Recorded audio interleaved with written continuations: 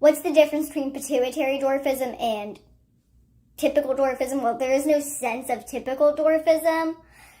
There's thousands of versions of dwarfism. There's new ones every day. I would view it as every person that has dwarfism unique to them, because whether you have the same form of dwarfism, whether you both have achondroplasia, or you both have pituitary, or whatever your form of dwarfism is called, it still affects you differently.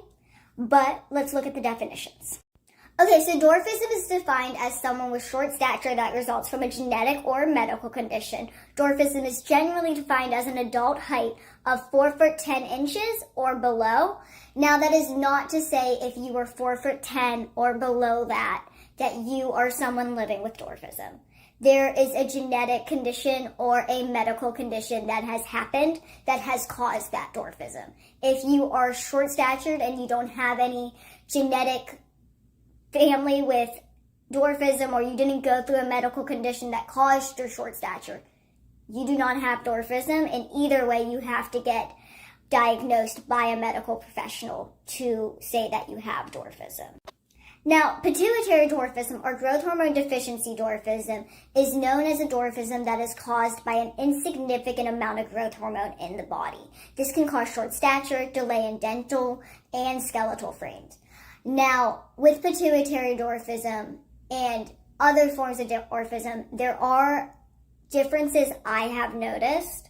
One being that other forms of dwarfism seem to be caused more by genetics, while pituitary dwarfism predominantly is caused by a medical issue.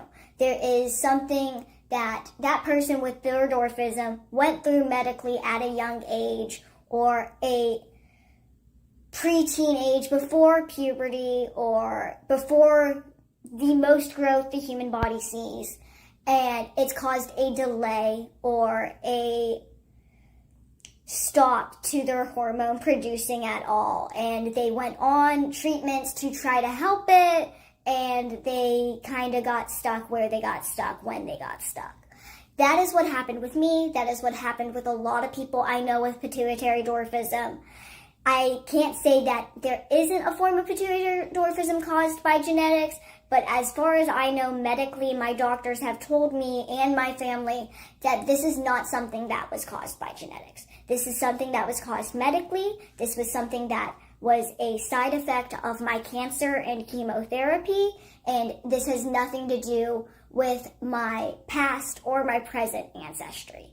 There is no genetic form of dwarfism in my lineage.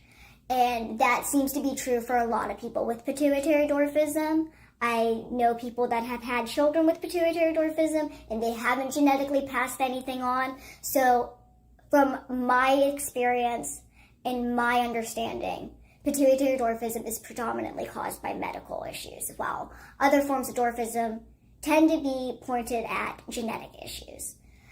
Now, another difference I have noticed, and this is not to say for all forms of dwarfism, but with the more common forms of dwarfism, or the dwarfism I have come into contact with, there is a disproportion in some sense, whether it be skeletal frame or muscle frame or anything like that. There's a disproportion in their legs, torso, arms, their waist, sometimes their head, and it doesn't make their dwarfism any less than my dwarfism, but my dwarfism is proportional. My dwarfism is something less noticeable to the naked eye.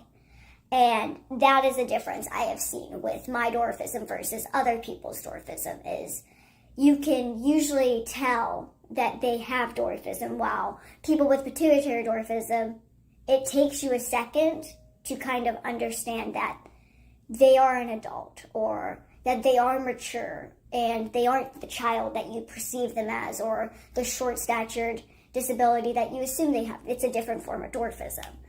That is mainly the differences. I don't know anything down to, like, if our bones are different. I know that people with pituitary dwarfism still have arthritis. I have arthritis in my knees, what seems like my elbows and my shoulders now.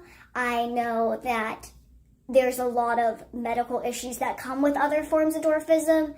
but that doesn't mean they were caused medically. They were caused genetically, and my form of dwarfism was caused medically, and any issues that I come into contact with are due to that medical form of dwarfism and will be medical issues because of that medical dwarfism, not the genetic dwarfism, which makes it a little different and a little harder for people to kind of understand. In the medical field specifically, I've had to over-explain myself to doctors because there is unfortunately not as much information on pituitary dwarfism. I mean, if we can compare what I looked up on the internet in the definitions of science, there's not as much as there is on dwarfism, and hopefully that will change. But I hope this helps, and I would like you to know that this is all my personal understanding. This is actually not like a medical diagnosis. This is not a medical explanation. This is my personal experience and my personal explanation. Bye!